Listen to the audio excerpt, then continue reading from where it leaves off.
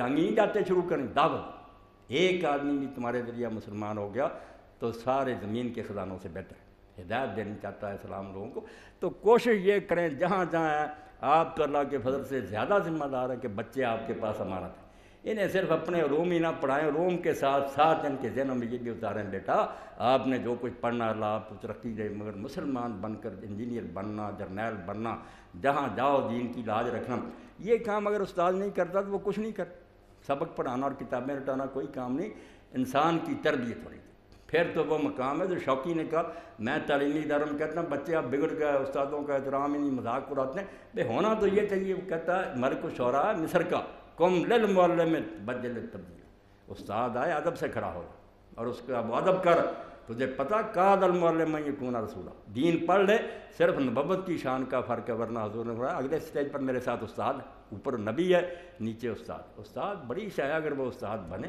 اور بچے بھی اپنے دل میں اس کا وہ احترام کریں اور وہ ان کو انسان بھی بنائے، اپنا علم بھی سکھائے، اور اس کے لیے الگ لیکچر دینے کی ضرورت نہیں، وہ اپنے مضمون میں سے راستہ نکال سکے۔ آپ دیکھتے ہیں نا یوسف علیہ السلام سے پوچھا تو خواب تھا، اس کی تعبیر اس میں سے ہی توحید کی طرف لے گئے بات کہ یہ علم میرے رب نے مجھے سکھایا ہوا، ایسا اٹیچ کیا اللہ کی طرف لے گئے۔ اس لیے آپ اگر بچوں کو پڑھائیں، لیبارٹری میں لے جائیں تو یہ توجہ دلاتے رہیں کہ یہ قوانین جو ہیں لاز جن کی یہ چیزیں پابند ہیں، ہر شہر میں آپ کاز دیکھ رہے ہیں کہ یہ بے فائدہ نہیں بنی، کوئی غرض ہے، اس سے ہی اللہ کی طرف لے جائیں کہ یہ خود بخود بن سکتی تھی، ہر چیز کے پیچھے مقصد ہے، ہماری زندگی سے اس کا تعلق ہے، پتہ نہیں چلتا کہ یہ سوچی سمجھی اسکیم ہے کہ بندوں کی ضرورتوں کو پورا کرنا۔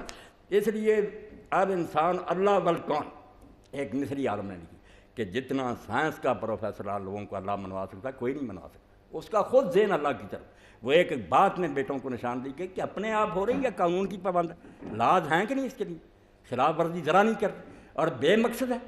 مقصد کس سے پیدا ہوتا ہے؟ برین سے، اگر پیچھے اللہ نہ ہوتا فضول ہوتی، ہر چیز کا مقصد،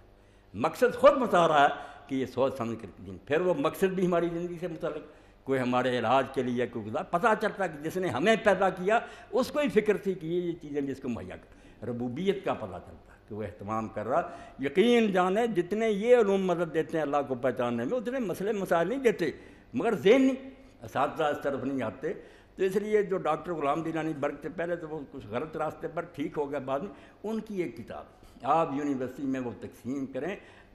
2 قرآن، چھوٹی مگر چیپٹر بنے ہوئے پہاڑوں کا، نباتات کا، قرآن میں آ جاتا کہ اس میں نشانیاں، اس نے پھر سائنسی حوالوں سے